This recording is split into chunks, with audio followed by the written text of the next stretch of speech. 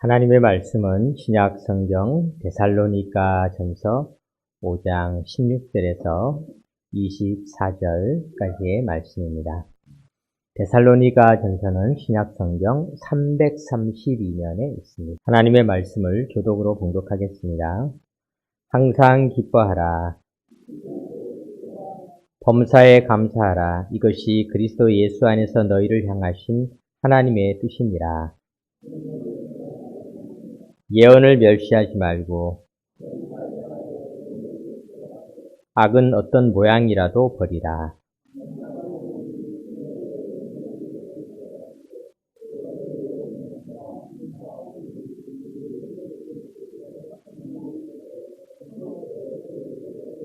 다 같이 너희를 부르신 이는 미쁘시니 그가 또한 이루시리라. 아멘. 할렐루야. 오늘 우리가 또 송구영신 예배에 함께 나오신 여러분을 또 주님의 이름으로 환영합니다.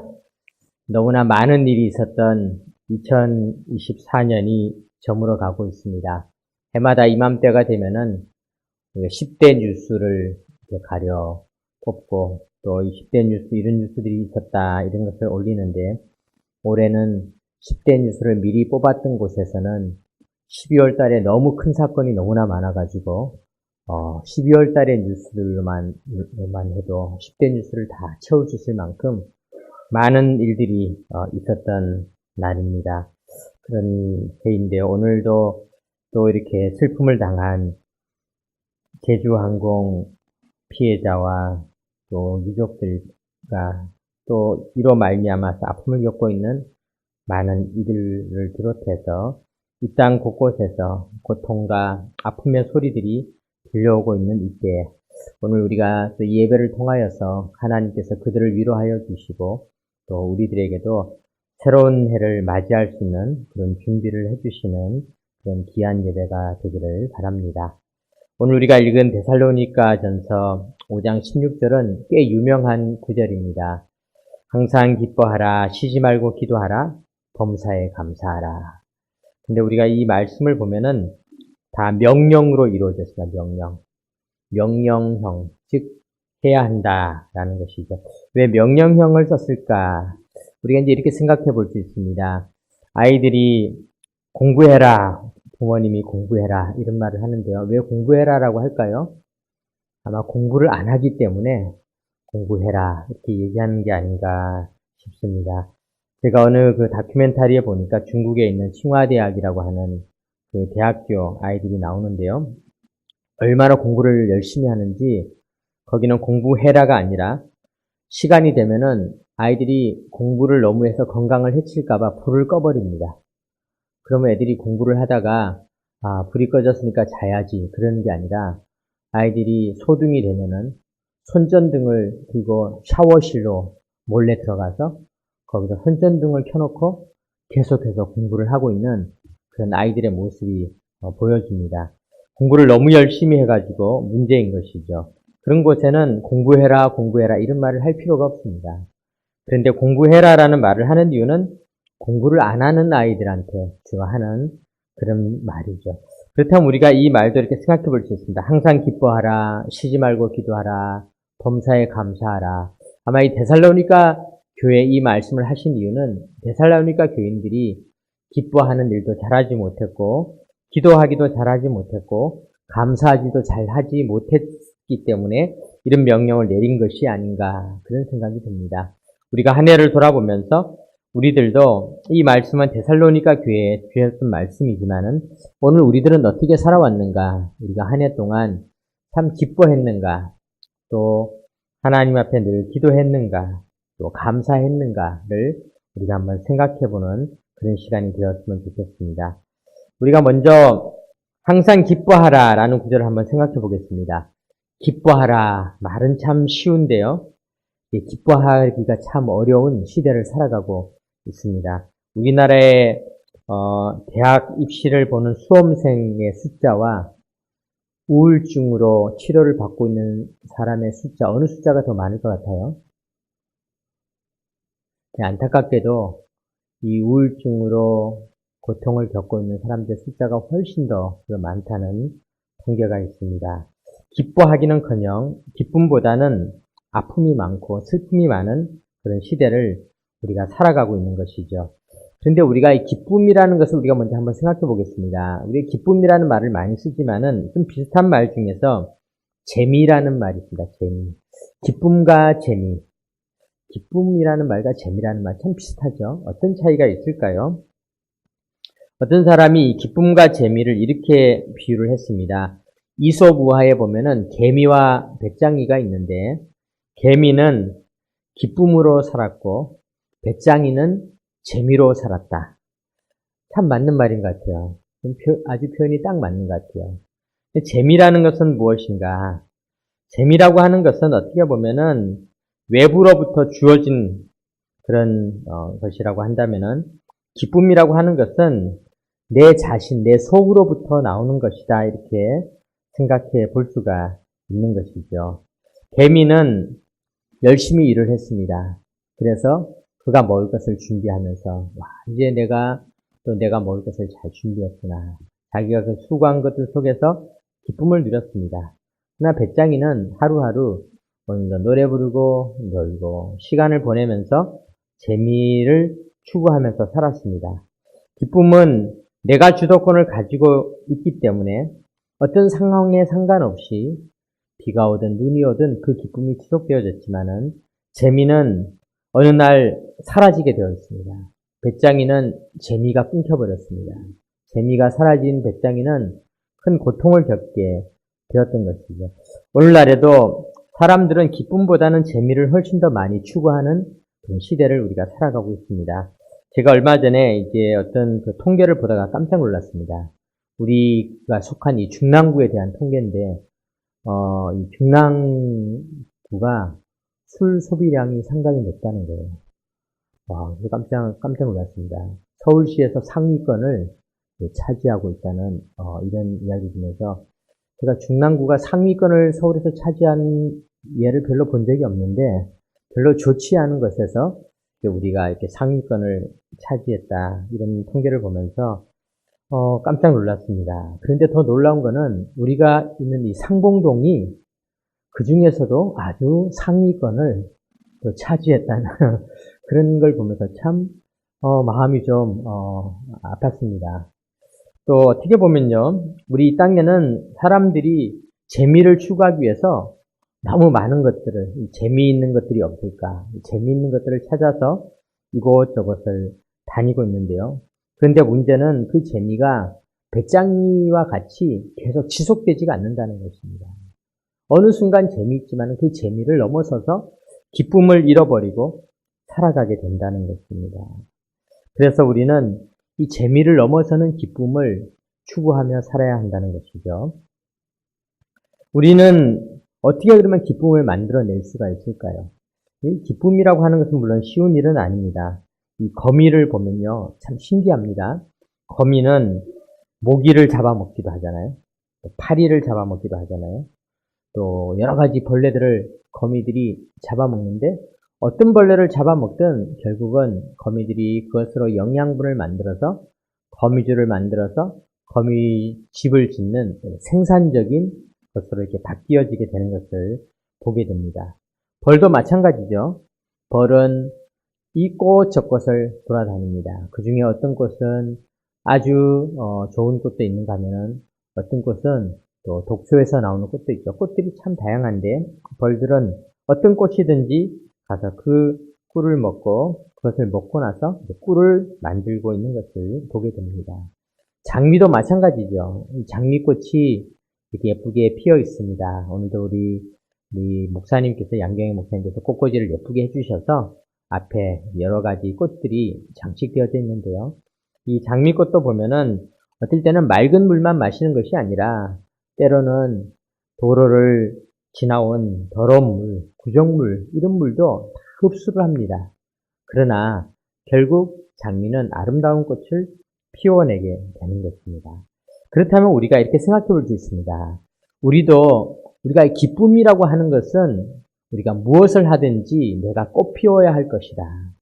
내가 무엇을 먹든지 어떤 환경에서든지 우리가 기쁨이라는 것을 만들어낼 수 있다면은 그렇다면은 우리의 인생은 가치 있는 인생이 될 수 있다는 것입니다.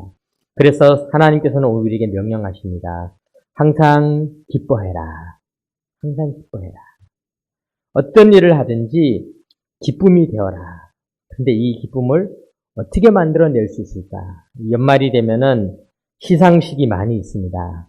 얼마 전에도 어떤 남자 배우가 시상식에서 상을 받으면서 자기가 겪었던 아픔들을 고백을 합니다. 이 연예대상에 나온 그 분들은 그들이 1년 동안 정말 수고를 많이 하신 거죠. 그 자리에 오르기 위해서 고통을 많이 겪었습니다. 어떤 연예인은 스캔들에 휘말리기도 했고요. 또 가정의 어려움을 겪기도 했고요. 또 그가 살아오면서 여러 가지 슬럼프에 빠지기도 했고요. 대중들의 질타를 받기도 했고요. 또 어디에다가 SNS에다 글을 한번 잘못 올려가지고 욕도 엄청 먹기도 하고요. 뭐 여러 가지 고통을 다 겪었지만은 마침내 한 해를 마감하면서 상을 받았습니다.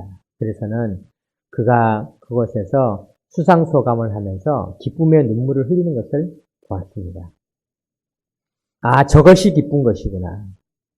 우리가 어떻게 보면 우리도 우리 인생을 살아가면서 그 사람과 마찬가지로 고통도 겪고 어려움도 겪고 좌절도 겪고 내 주변에 어려운 일이 일어나기도 하고 또 쩔쩔매는 일들이 일어나기도 했지만은 그러나 오늘 우리가 이 자리에서 하나님 참 기쁩니다.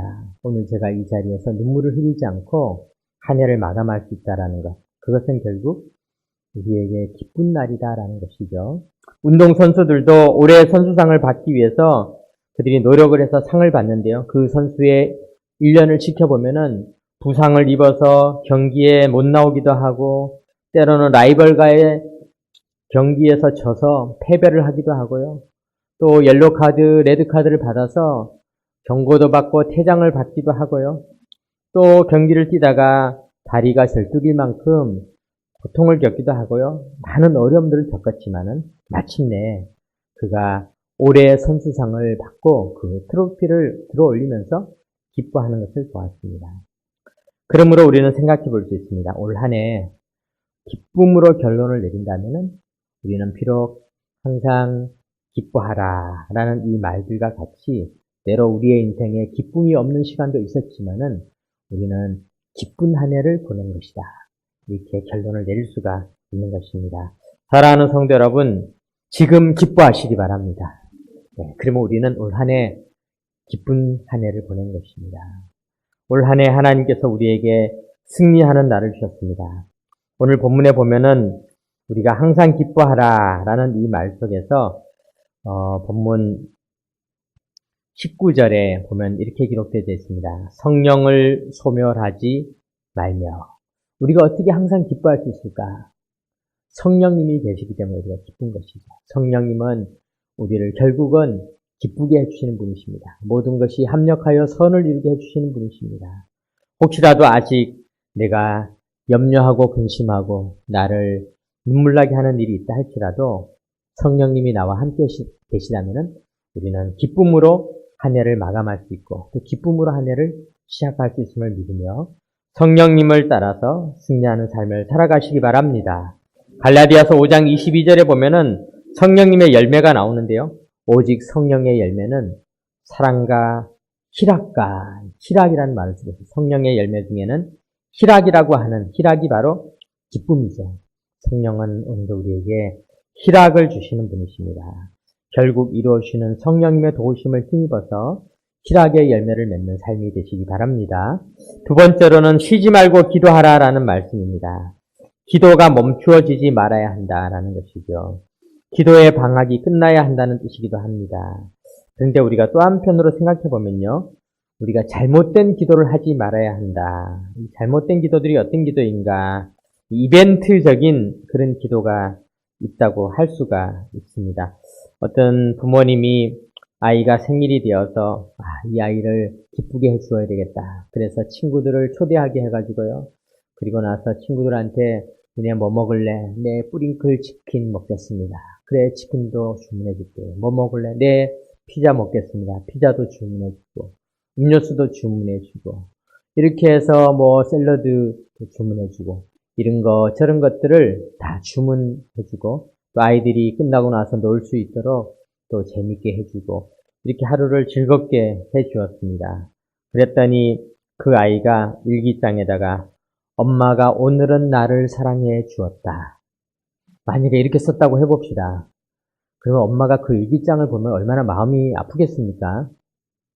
엄마는 사실 생일잔치를 해주는 날뿐만 아니라 항상 그 아이를 사랑했습니다.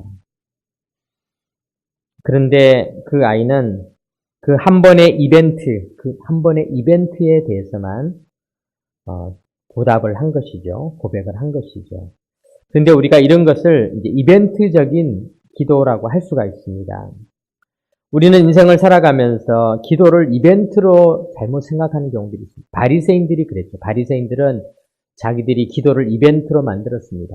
그래서 사람들이 보는 데 가서 그곳에서 기도를 했습니다.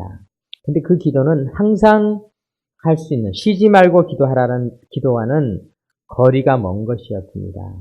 우리가 진짜 기도는 어떤 기도인가?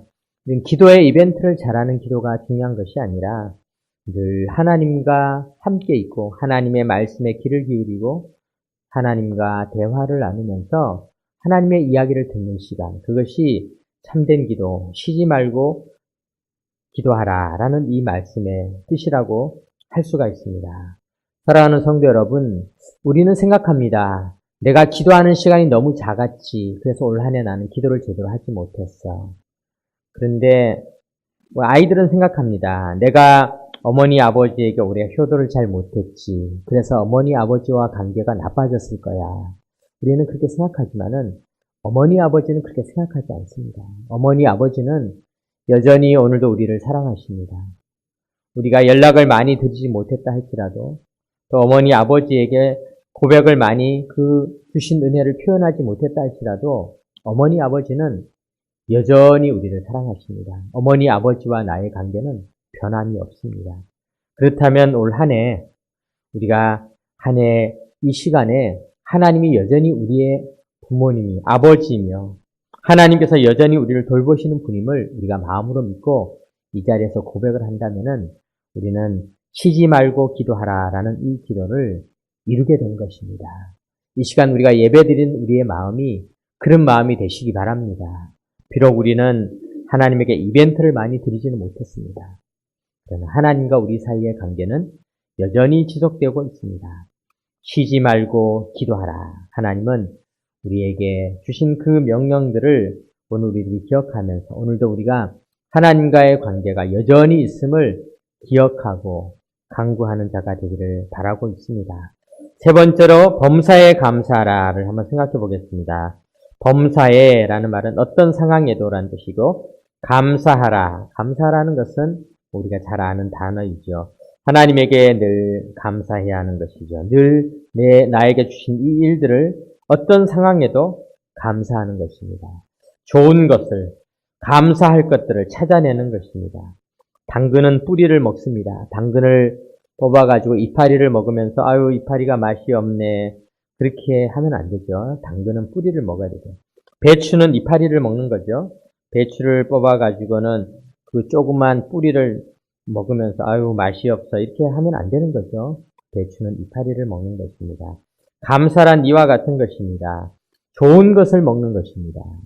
당근에서 뿌리를 찾아 먹고 배추에서 이파리를 먹듯이 나에게 주어진 상황이 어떤 상황이든 그 속에는 반드시 좋은 것이 있습니다. 그래서 21절에 보면은 이렇게 기록되어져 있습니다. 범사에 헤아려 좋은 것을 취하고 헤아려라는 말은 다 조사해봐라. 샅샅이 뒤져보아라. 라는 것입니다. 그렇게 생각해 보면은 우리는 감사하지 않을 것이 하나도 없습니다. 옛날에 지금은 돌아가셨지만은 사랑의 교회 옥하는 목사님께서는 원래 해군사관학교에 지원을 하셨다는 거예요. 그분이 해군사관학교에 그렇게 들어가고 싶어서 지원을 했는데 떨어졌습니다.